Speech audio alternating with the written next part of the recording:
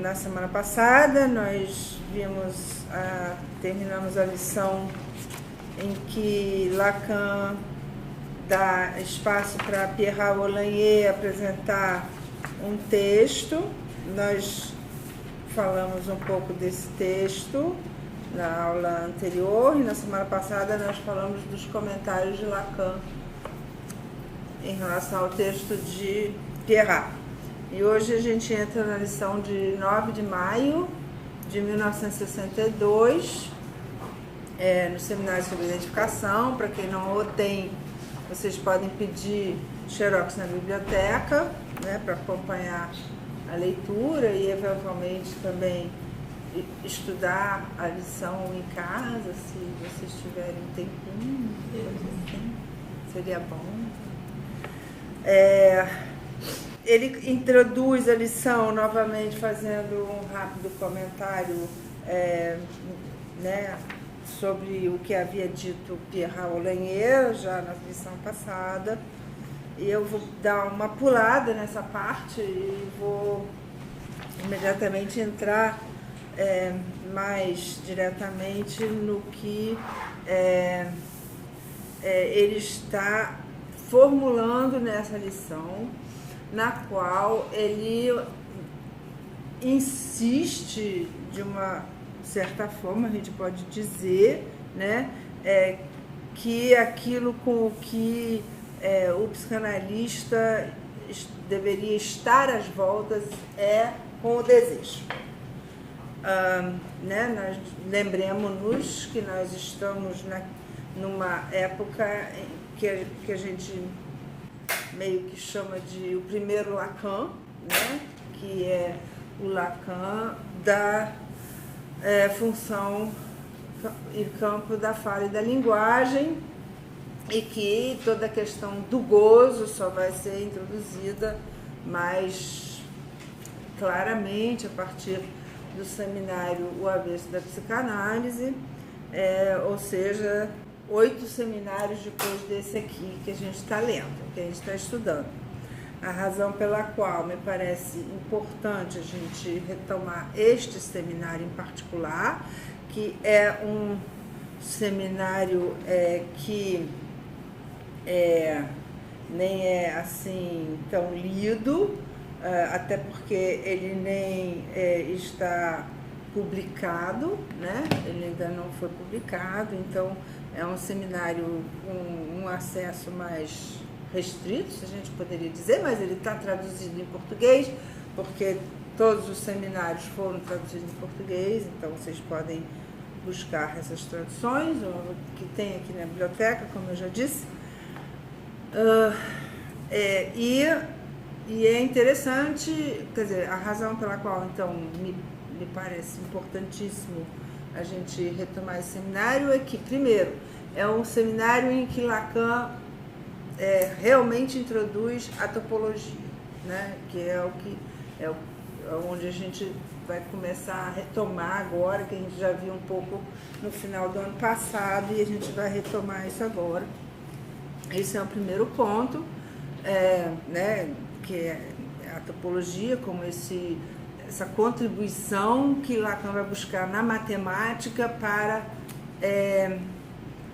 subverter a noção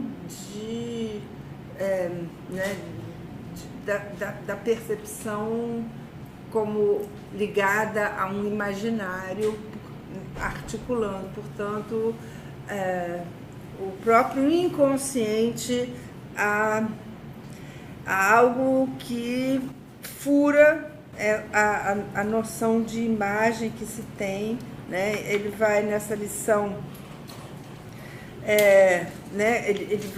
e aí ele vai depreender essa subversão do fato, né, de que do significante, né? O próprio significante enquanto corte. Ele vai introduzir nesta lição o significante como corte.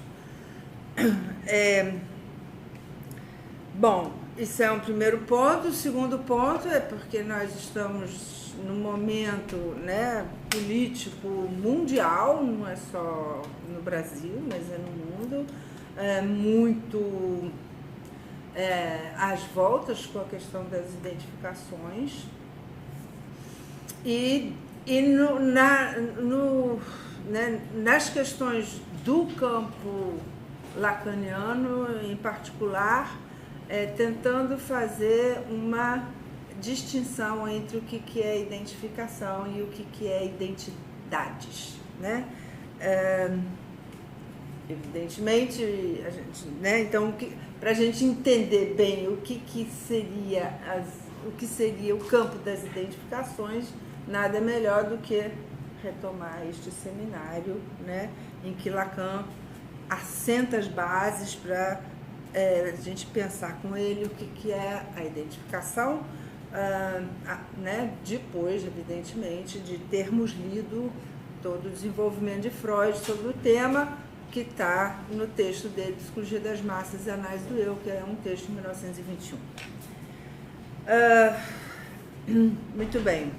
Mas, então, voltando, né, o que Lacan insiste nessa lição, em alguns momentos dessa lição, é que aquilo com que o analista, né, o sujeito que interessa o psicanalista, né,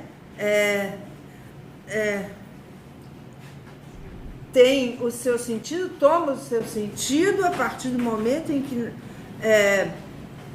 começamos a articulá-lo, situá-lo em alguma distância, enquanto desejo. Ele vai identificar o sujeito ao desejo, né?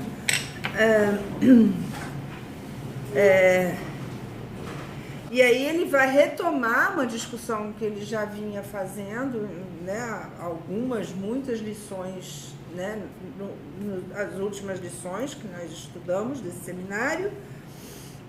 Ele vai retomar a relação da demanda com o desejo, né?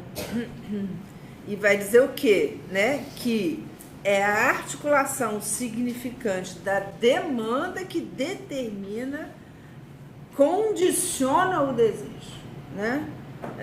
Que me condiciona como desejo, dizer, né?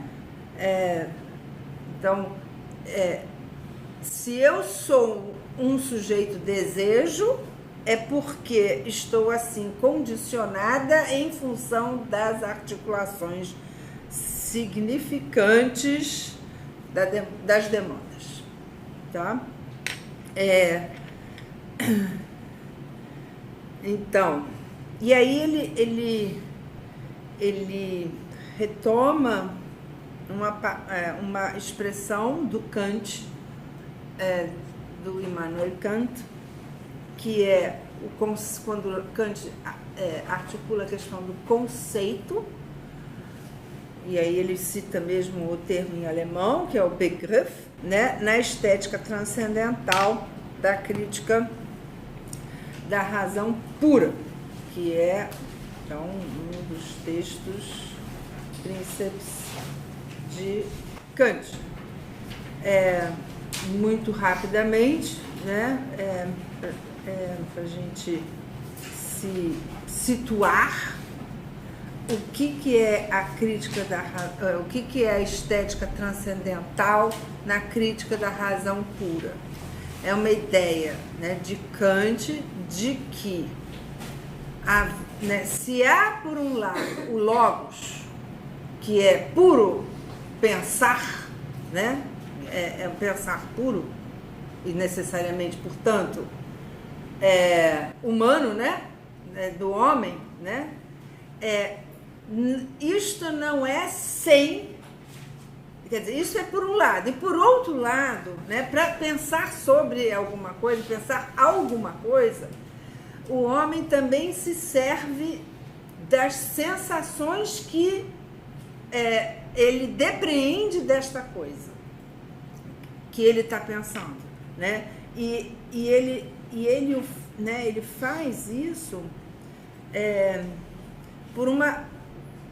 por aquilo que Kant vai chamar de uma intuição, ou seja, que não é puro pensar, mas tem algo que é diferente do puro pensar. E por isso que ele articula isso com a estética, né? Porque é algo que é estímulo em relação ao pensar. Existe algo que não é da ordem do pensar, que é da ordem das sensações, da intuição, e que são, então, necessárias, né? E para pensar sobre alguma coisa. E a ideia de Kant é que algo do objeto nos afeta, e a partir dessa afecção produzida pelo próprio objeto que a gente está conhecendo ou descobrindo, sei lá, a gente tem uma sensação. E essa sensação, então, participa da forma como a gente vai conhecer esse objeto. E aí, então, Lacan vai retomar essa noção do Kant aqui, né? Para ele pensar o quê? O desejo. Ou seja, né, isso que a Pierrat, na lição anterior, já havia cingido como o que não é possível de ser apreendido pela linguagem, né? Que ela havia dito que há uma impotência da linguagem para apreender isso, né? Então,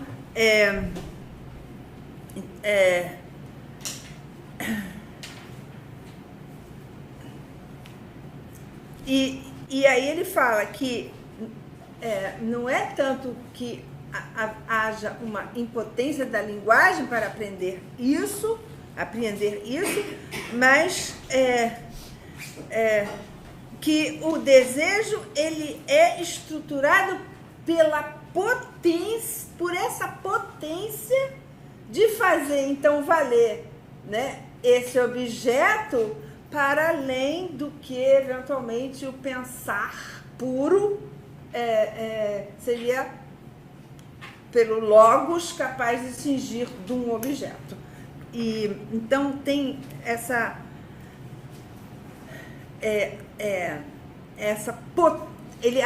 com isso ele atribui uma potência a esse objeto que vai nos afetar, provocando em nós então as sensações conforme Kant, né? E que aí então seria isso que né, está em jogo no que Kant articula como o Begriff, né?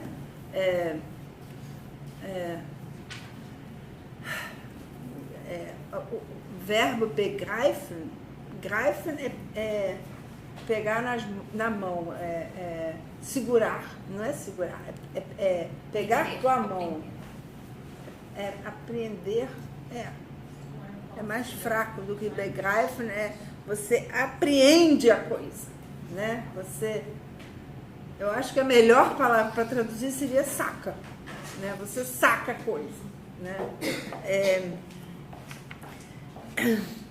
E aí então ele fala, né? Né, que a sacação, o begriff, alguma coisa de sensível, alguma coisa de uma estética transcendental, que não deve ser aquela recebida até então, porque justamente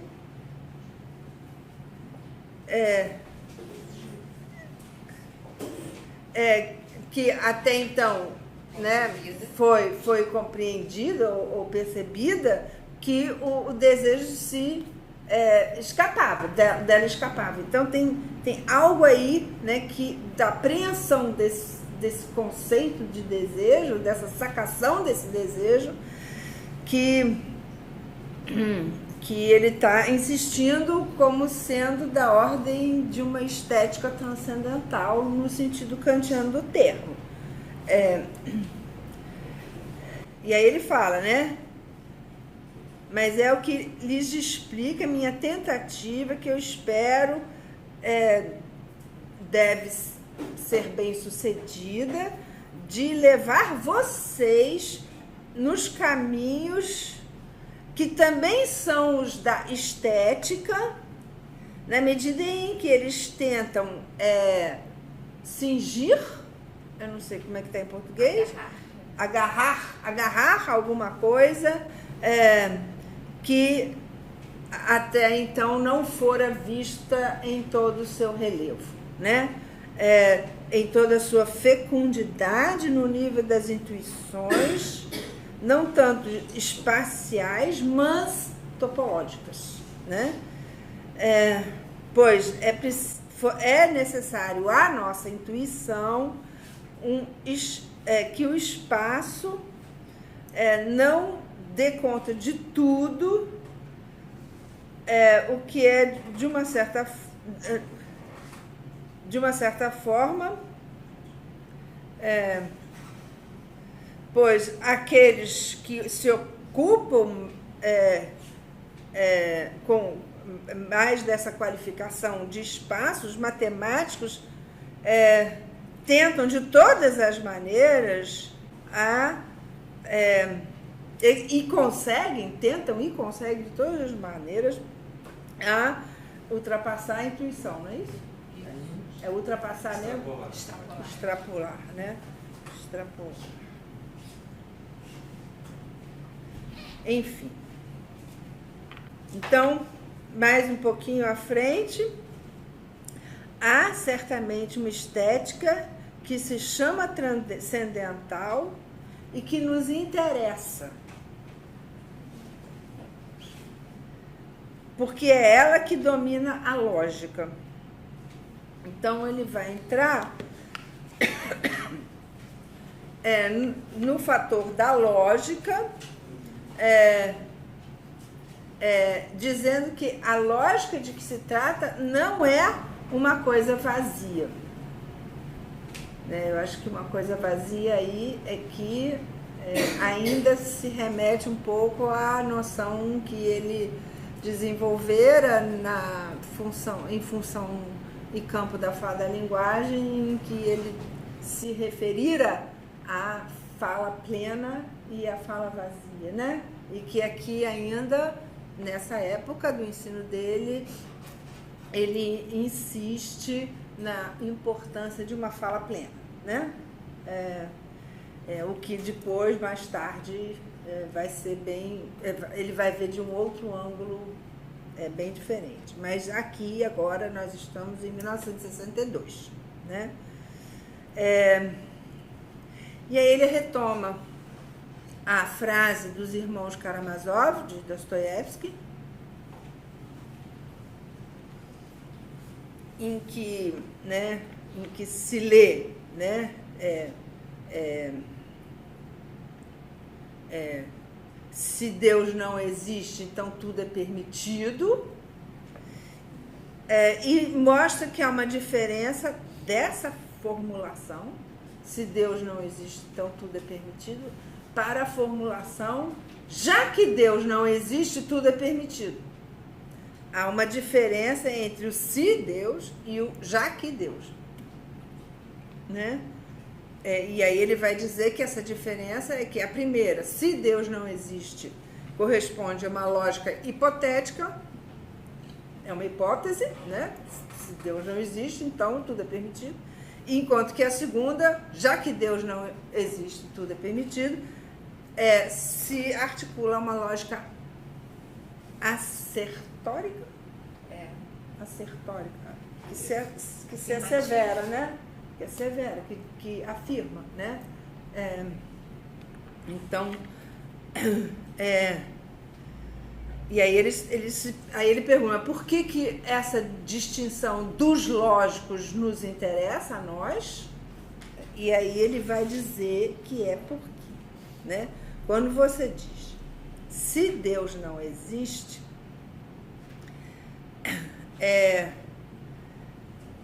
né, é diferente de já que Deus não existe, porque na realidade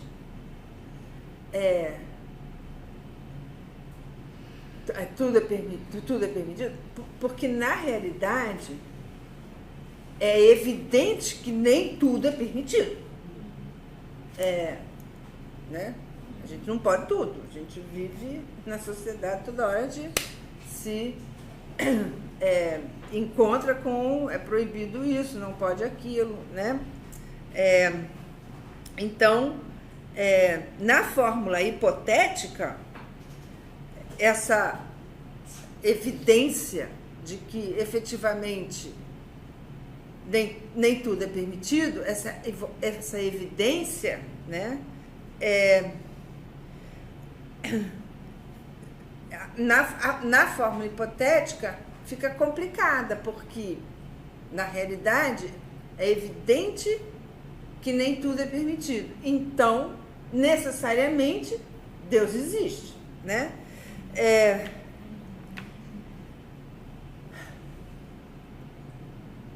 E mais tarde ele vai dizer que, né, que é também como Freud vê as coisas. Esse Deus que existe, aqui, ele é a articulação que Lacan faz com a própria necessidade de uma lei universal a qual todos os seres falantes estão submetidos, que impõe, né, que há essa lei, impõe a lei, a existência da lei, né?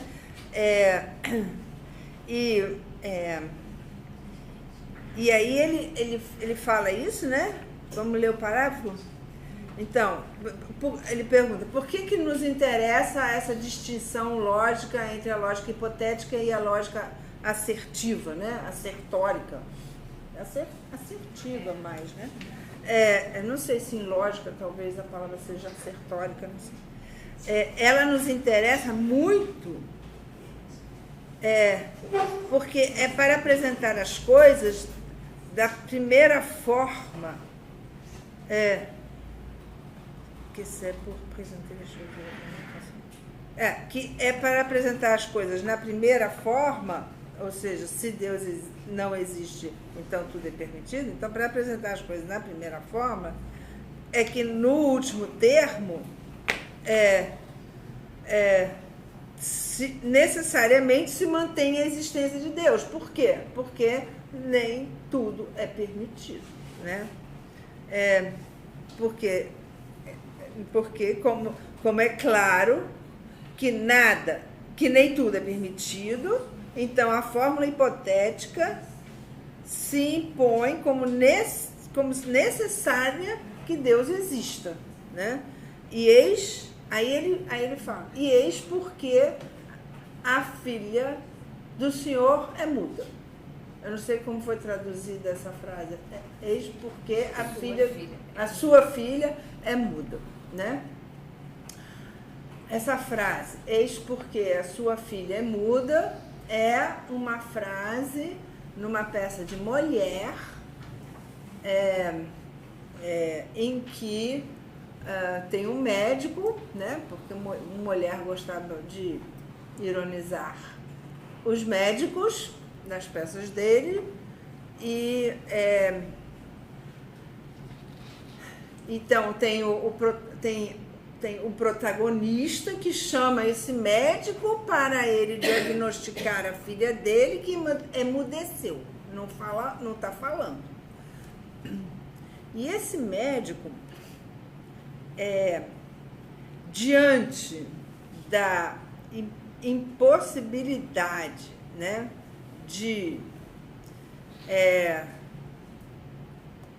dizer por que é que a menina está muda, ela na realidade está muda por causa de uma questão amorosa, de uma relação, que ela gosta de um cara enfim, não me lembro exatamente se eu não... Enfim, por causa de uma questão amorosa, ela está muda.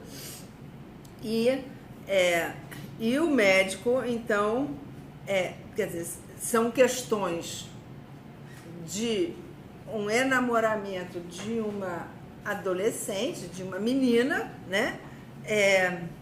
Em que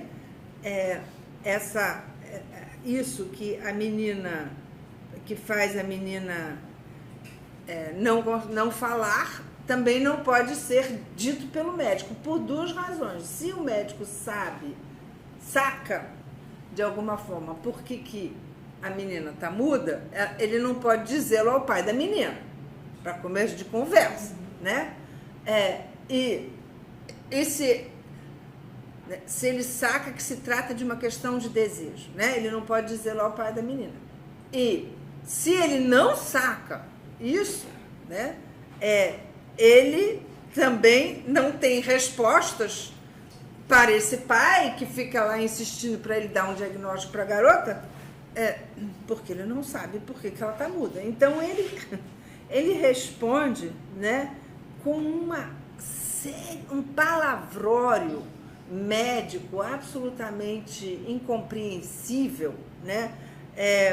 Que é por causa dos humores que foram engendrados nas concavidades do diafragma, em que chegam os vapores ossabundos, e aí ele começa a usar palavras de químicas, de potarminum, potamilos, e ele termina essa fala, né, responder então ao pai da garota, e eis por isso que sua filha é muda. Ora, não sabia? Né?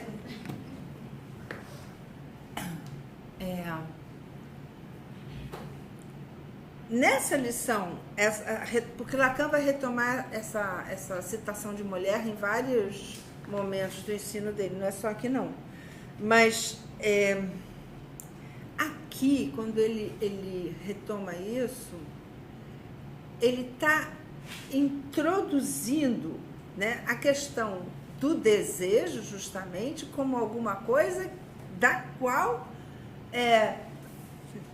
para a qual a linguagem tem uma impotência. Então, esse palavrório que o próprio médico da peça de mulher já nem sabe o que ele está dizendo, que ele vai inventando, né, juntando remédio com, enfim, palavras mais esquisitas, aponta para o fato de que tem alguma coisa ali impossível de dizer, né? Impossível de dizer. E é por causa de haver um impossível de dizer que essa menina tá muda, né? O que é perfeitamente freudiano. Na realidade, o desejo não pode se dizer, né? Então, eis porque a sua filha é muda, ou está muda, melhor dizendo, né? E como na articulação ensinante, é isso? Na articulação do livre pensamento, mantém-se no coração da articulação de todo pensamento válido a existência de Deus como um termo sem o qual não haveria nem mesmo meio de se avançar, de se dizer alguma coisa em que se cinja uma sombra de certeza, né? Ou seja, para afirmar a linguagem como algo que seja da ordem de uma certeza, de uma referência dada como certa, é preciso dizer que Deus existe, que é o caminho que o Descartes fez, inclusive, né? Que é o que ele vai citar logo em seguida. Mas há algo que escapa a isso, né? E esse algo é o que, então, a linguagem falta a potência de dizê-lo.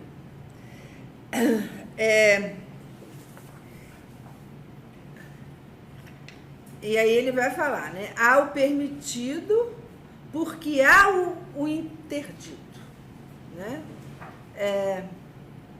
E aí ele vai derivar, vocês vão ficar, né? Aí vocês vão encontrar a oposição do há e do não há, né? Do branco e do preto.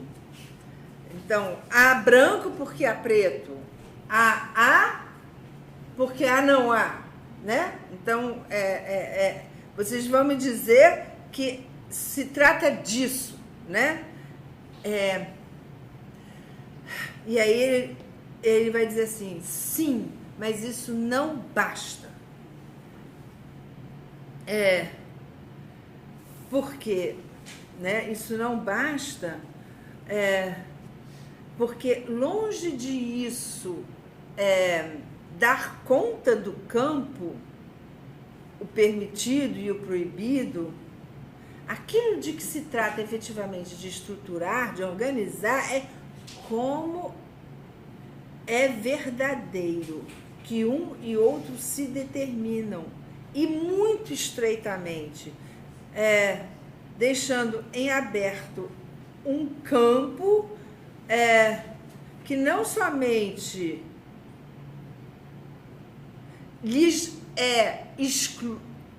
não lhes é excluído, mas que os faz se juntarem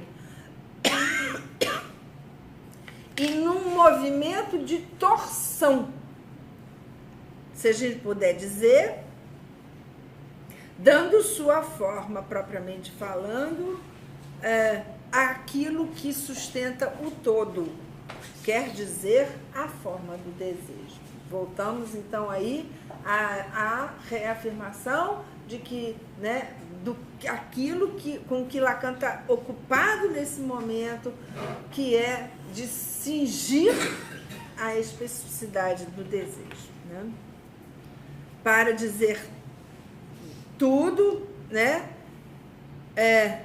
O desejo se institui enquanto transgressão, né? No além da fronteira franqueada que começa o desejo. Aí ele vai falar, mas essa fronteira, que é aquela da proibição, do interdito,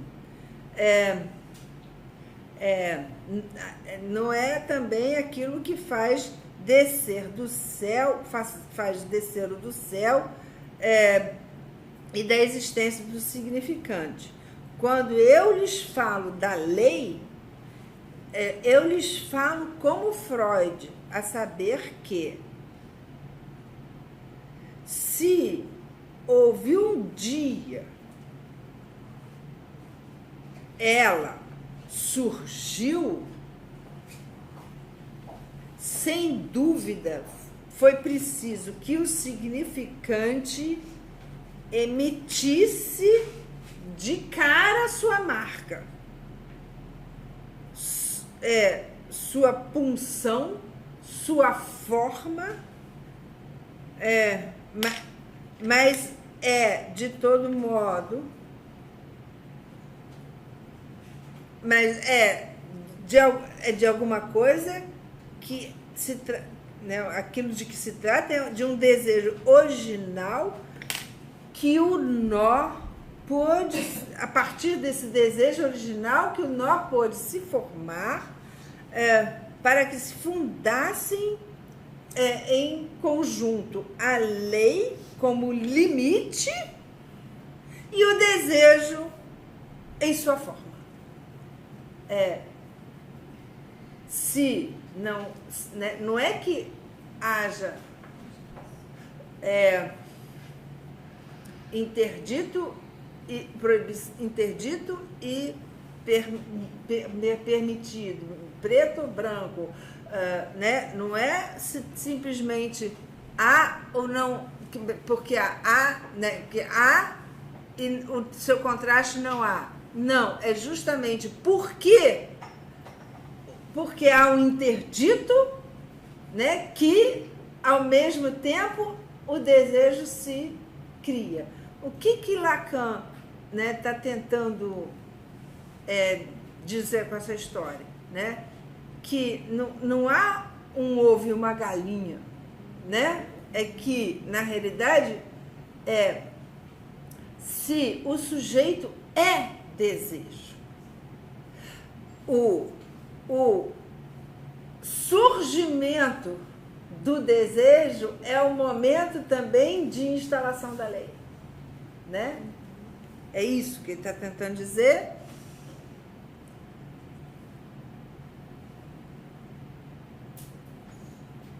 E mais, talvez, né? Que porque lei, desejo. Sujeito, né? Porque há lei, há desejo, há sujeito. Essa é a articulação lógica, né? Porque lei, desejo.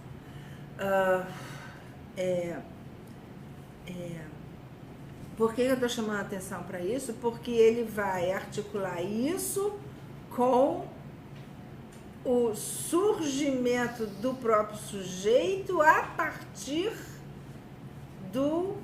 das demandas, né? Ou seja, o surgimento do desejo a partir das demandas. Não há primeiro demandas e depois desejo. Não, há desejo porque há demandas. Há demandas, então há desejo. É isso, né? Eles se fundam em conjunto, a lei como limite e o desejo em sua forma. E é interessante porque ele vai chamar isso de nó. Então, né? E ele repete isso no parágrafo seguinte, quando ele diz, né?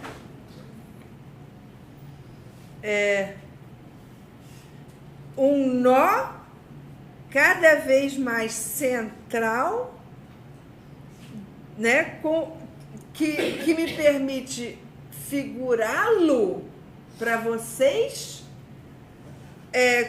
como uma figura umbilical. Bom, então ele está com o umbigo. O que é, né? O umbigo é o que é a cicatriz do que ligava, né, o bebê à placenta, né, na qual ele se alimentava. E aí, quando é cortada essa ligação no ato do nascimento, ele é cortado, e quando ele é cortado, ele invagina, né? Ele invagina, é como um cross-cap também, né? Como exatamente, né, fazendo uma ligação por dentro. Então, é por isso que ele está fazendo essa articulação. Mais tarde, mais um pouquinho dentro, né, desse seminário, dessa lição, ele vai também lembrar a figura do prepúcio no pênis, né? O prepúcio também é uma invaginação, né? Do que está fora, que invagina, né?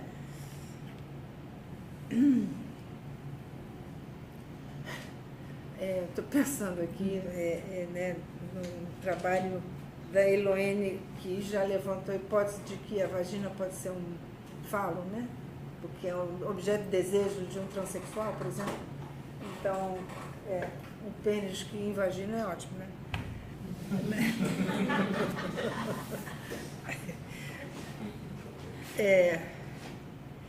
Enfim.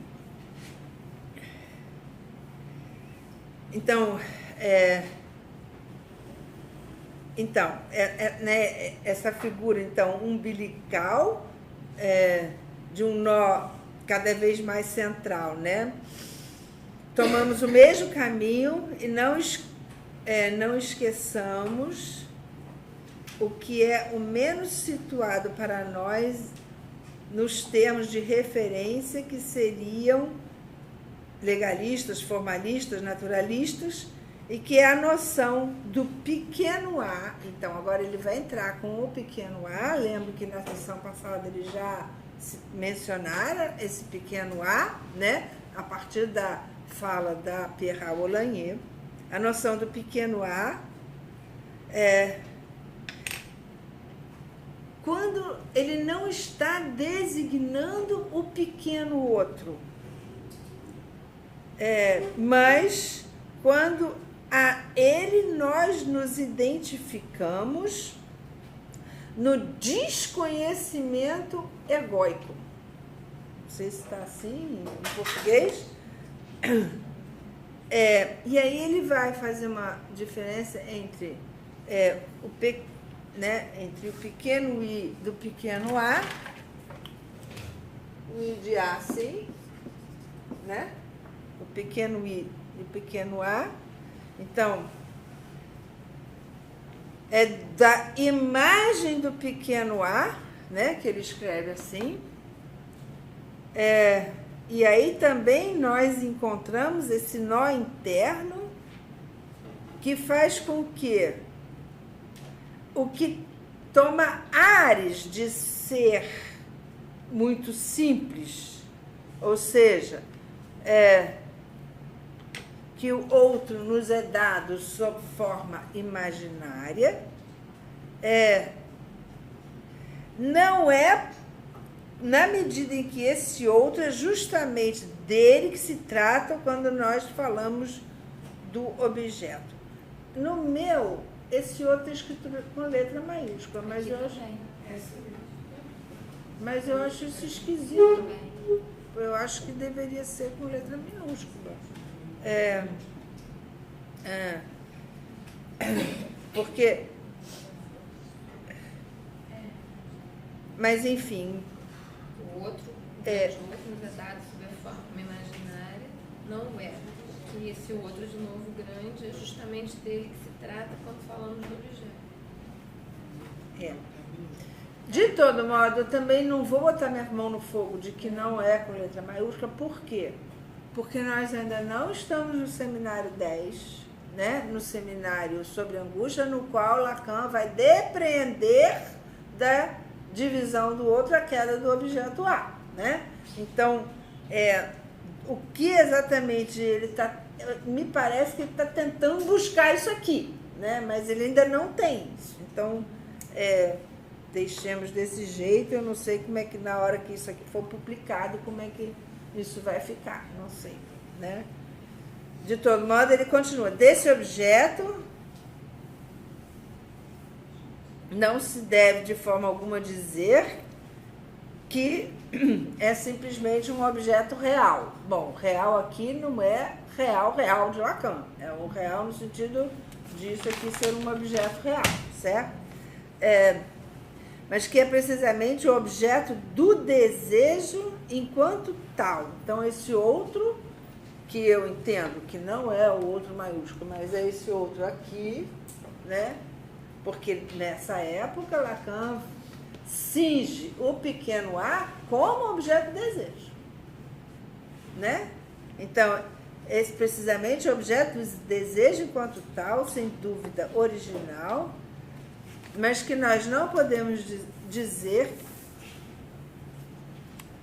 senão a partir do momento em que teremos cingido, compreendido, apreendido o que quer dizer o sujeito enquanto aquele que se constitui como dependente do significante num além da demanda, ou seja, o desejo.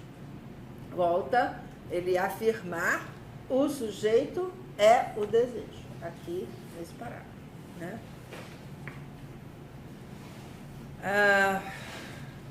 E aí ele vai entrar com a fantasia e o grafo do desejo.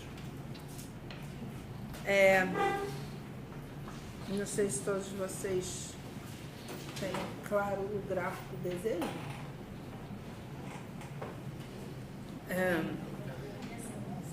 Pela carinha de vocês, não é bem...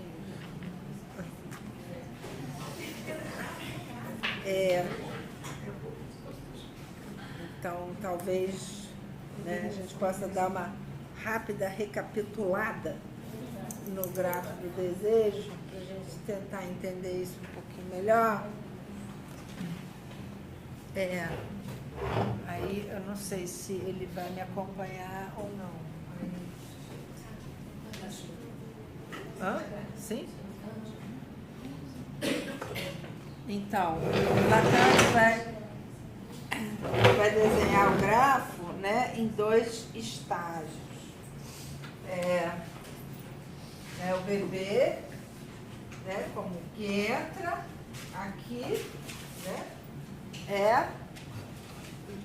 quando Lacan está construindo o grafo do desejo, ou seja, né, no seminário sobre as formações do inconsciente, que é o seminário 5, né, quando ele está construindo, ele pensa esse bebê aqui, né, como aquele que ainda vai entrar em relação com o outro, com o grande outro. Ele está nascendo, ele ainda vai entrar em relação com o grande outro. Tanto que inicialmente ele vai dizer que aqui é um ser de necessidade, né? E aí ele vai atravessar,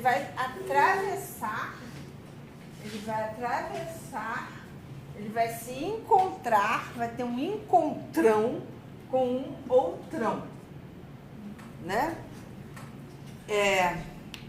Esse outro, esse grande outro com o qual ele vai se encontrar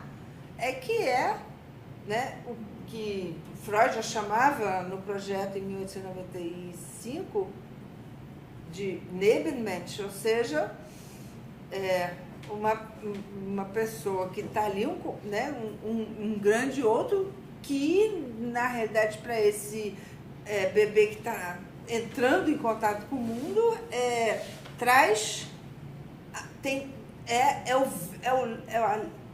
o liame com o mundo, ou seja, né, aquilo que o bebê vai ter de relação com o mundo vai ser através desse outro. E esse outro, ele traz a história, ele traz o desejo, ele traz a linguagem, ele traz absolutamente tudo para esse bebê, né? Além de trazer para o bebê, né, as suas interpretações sobre o bebê, né? Ou seja, vai interpretar, por exemplo, que o bebê quando chora é porque ele está com fome, então dá o seio para o bebê quando ele chora. E ao dá-lo, né, ele passa para o bebê, né, a ideia, a gente poderia dizer, de que o bebê quer mamar, por isso que ele está chorando, né? E é isso que faz com que vai chegar uma hora lá em que, né, e aí se a gente acompanhar com Freud, né, quando entrar o princípio de realidade, o bebê vai chamar para mamar, né? Ele vai cantar a musiquinha Mamãe, eu quero mamar, né? Ele só vai cantar a musiquinha Mamãe, eu quero mamar porque, né, o outro interpretou esse tempo todo que o choro do bebê era porque ele queria mamar, né? Se o outro tivesse interpretado que ele queria Coca-Cola, ele cantaria a musiquinha da Coca-Cola e não a marchinha de carnaval. Mamãe, eu quero mamar, certo? Então, Lacan vai dizer que o sujeito recebe do outro a sua própria mensagem de forma invertida, que é exatamente isso aqui, né? Né? Ao dar de mamar, o bebê, né, recebe do outro a própria mensagem, mamãe, eu quero mamar, né? De forma invertida. E um segundo momento, e com isso, né, ele passa a demandar o seio, né? Ao receber esta mensagem do outro, ele passa a demandar o seio. Então, é porque houve essa relação com o outro que, né, surge esse segundo momento, né, em que Lacan vai, então, inscrever o matema do quê? Da pulsão, né? O matema da pulsão, ou seja, né, o sujeito de todas as relações com as demandas, no caso aqui, a demanda oral, que promove, que produz a pulsão oral, né? Ele deixa de mamar por instinto, ele agora tem a pulsão oral para mamar, em função da relação que se originou a partir do momento, no momento em que ele se encontrou com esse outro. Muito bem.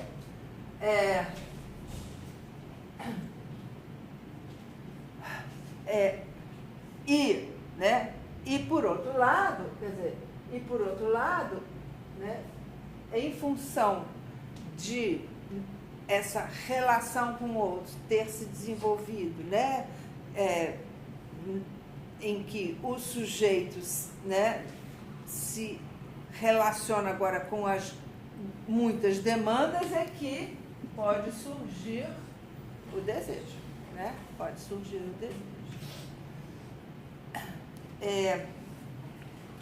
Ao mesmo tempo, né, em função de haver todas as relações do sujeito com as demandas, né, tanto ao outro, mamãe, eu quero mamar, quanto do outro, filho, faça cocô no pinico, né,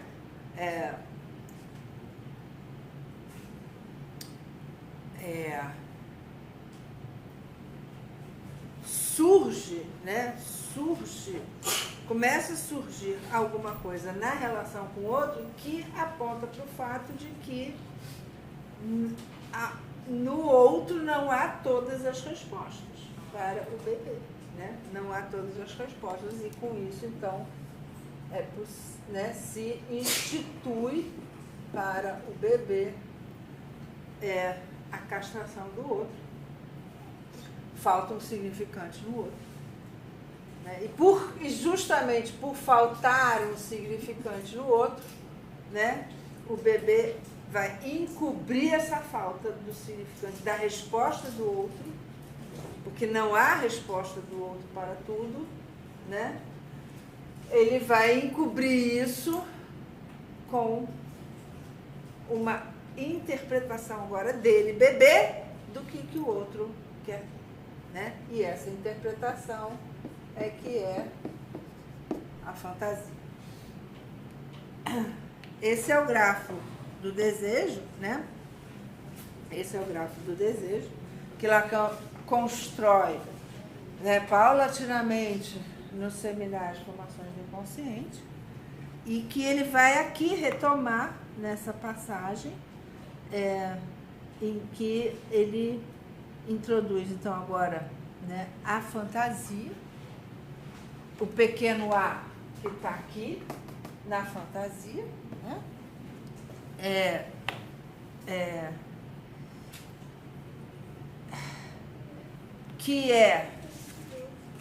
Ou seja, que não é simplesmente um A,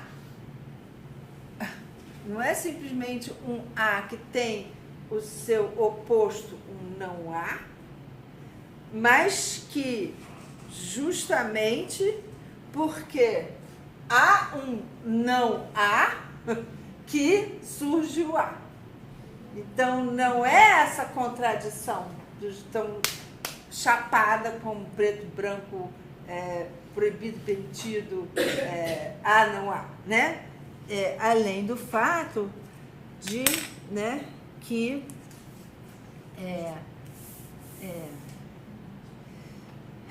esse pequeno a, então, ser esse objeto que aqui ele está dizendo que não é simplesmente, que de forma alguma é um objeto real, mas esse objeto que é justamente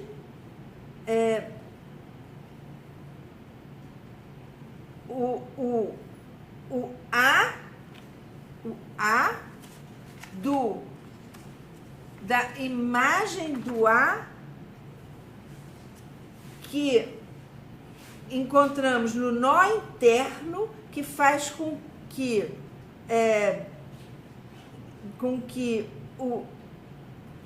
o eu se identifica enganosamente com o outro, né? Ou seja, na realidade, né? Porque aqui Lacan havia também, né, colocado, acho que aqui que é o IDA, né? Não, aqui é o M. Aqui é o pequeno M, não é o IDA, não? No. Pois É, aqui tem ideia de que é um. Pois é. Pois é. E o que o IDA, de todo modo, não faz tanta. Eu leria mais que o M estaria aqui e o IDA estaria ali, mas enfim, aqui está desse jeito. E que esse engano do eu, né, de se ver a partir desse objeto aqui. E vocês veem que ele surge aqui de uma outra forma do que o objeto que está aqui, né? Ele vai dizer assim, né?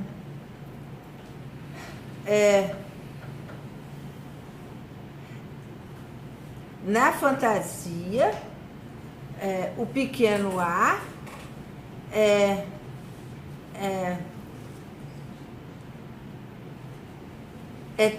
é uma coisa bem diferente do que simplesmente projetável de uma forma intuitiva na função do engano, Então, há um engano aqui, né, do eu, que se identifica com esse objeto que é o A, mas ao entrar o desejo, então, não sei se a gente puder fazer aqui, aí, aqui, que há o desejo, nós temos esse cross-cap que se desenha aqui, né? Eu não sei se todo mundo viu o meu cross-cap engraçado, né? Que sai daqui, né? Faz com que eu me engane aqui, mas aqui surge o desejo que passa, então, por esse outro A, porque ele fala do nó interno, né? Ele já fala que é o I do pequeno a, o I de A, e aí também nós encontramos esse mesmo nó interno que faz de conta, que faz com que pareça com que a coisa seja muito simples. Mas a coisa é um pouco mais complexa do que isso. E aí ele vai então entrar na fantasia, né? A complexidade está no fato de que o sujeito é o desejo, e aí ele vai entrar, né, na articulação em que ele vai falar o quê? Ele vai dizer, né, que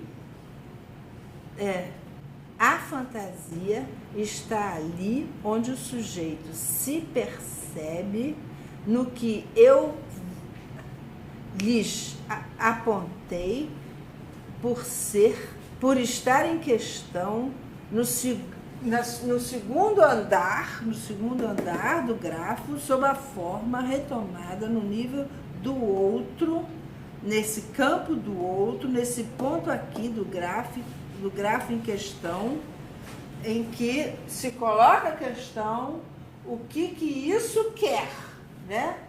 Ou melhor, que é também aquela que tomar a forma o que ele quer, né? O que ele quer de mim, né? O que voi.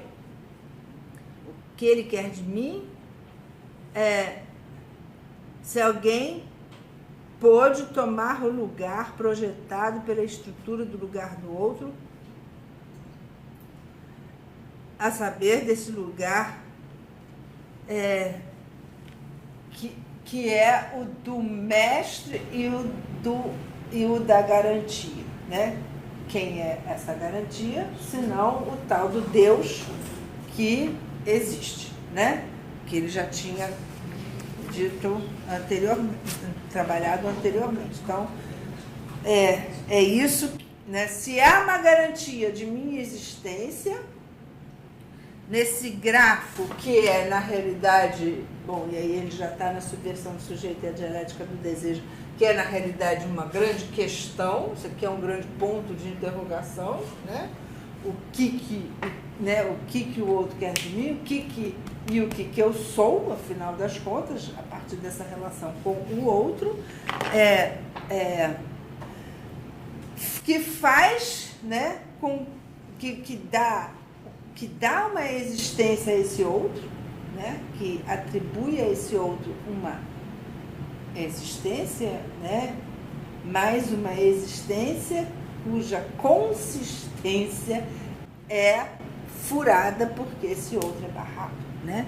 E não há a resposta para essa pergunta, o outro não responde a essa pergunta e, né, eu posso demandar quanto eu quiser que o outro me dê uma resposta para essa pergunta. Não vai vir essa resposta.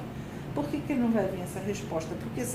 Porque aquilo que, né, essa pessoa que pode tomar o lugar projetado pela estrutura desse outro, ela, em relação ao bebê, ela terá um desejo. E por se tratar de desejo, ele escapa à linguagem, né? A linguagem é impotente para dizê-lo. Por isso que não há resposta. Porque há uma impotência da linguagem a responder ao bebê o que eu quero dele.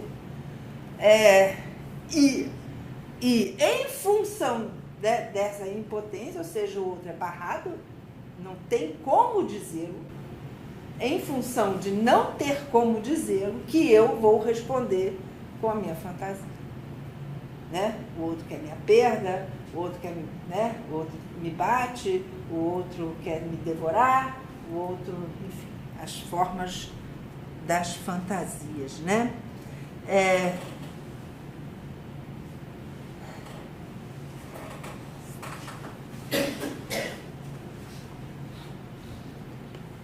E aí ele vai dizer, isso quer dizer que acaba que a fantasia tem uma função homóloga àquela do idear, que é esse aqui, né? É homólogo ao idear, ao eu ideal, no qual eu me apoio, eu me apoio nesse eu ideal, né? E que é, na realidade, como eu me vejo amável, né, na relação com o outro, em que no qual eu me apoio, essa função tem uma dimensão, sem dúvida, que eu já apontei algumas vezes, que aqui é preciso retomar, que ele antecipa a função do eu ideal,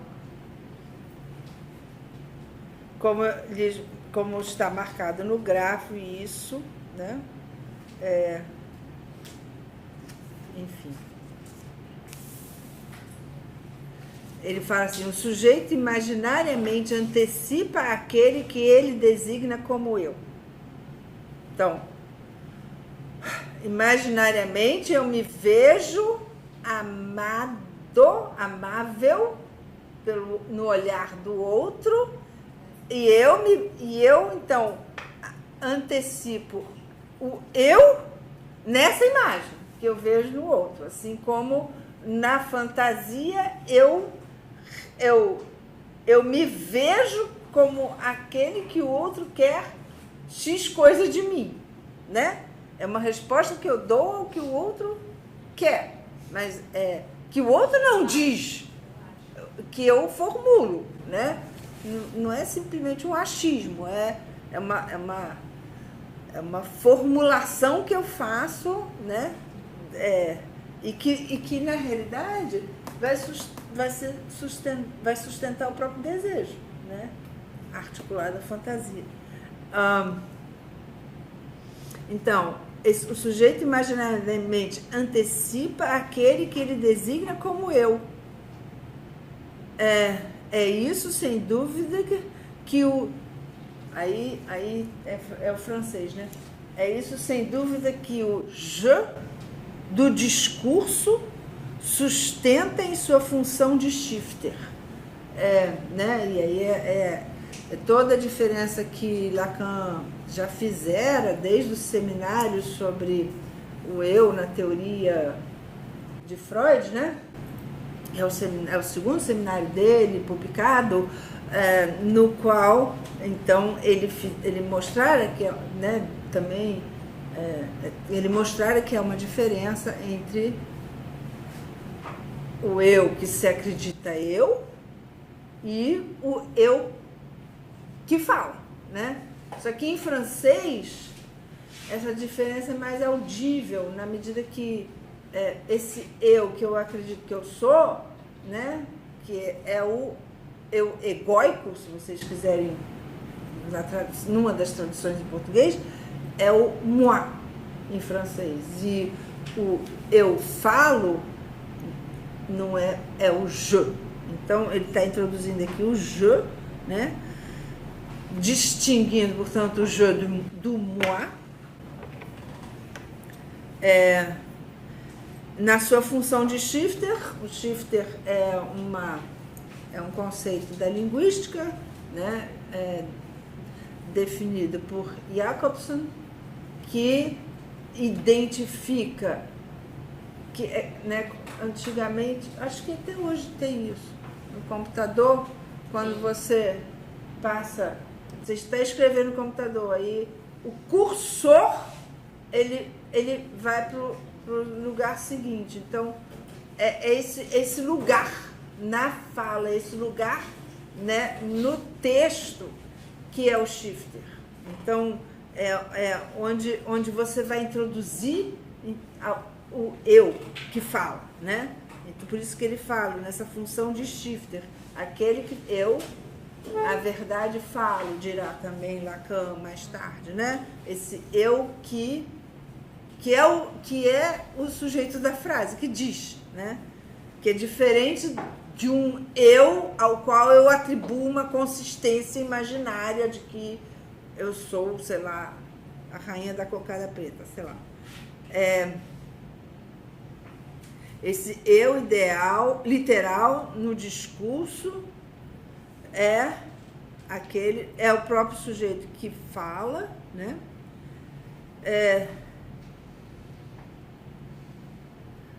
Mas aquele que o sujeito designa aqui como seu suporte ideal é um adianto num futuro anterior, aquele que ele imagina que terá falado. Ele terá falado, no fundo, da fantasia né? Ele terá falado da fantasia o que eu atribuo ao outro que ter dito que queria de mim, né? Quando na realidade ele não disse coisíssima nenhuma, porque não tem como dizer, certo? Ele terá querido de mim, né? Ele terá querido de mim. A fantasia se constitui nisso que eu suponho que o outro quer de mim, que ele terá querido de mim, que ele terá dito que queria de mim, né? E aí, bom, eu acho que a gente pode, né, continuar na semana que vem, se tudo correr bem até lá.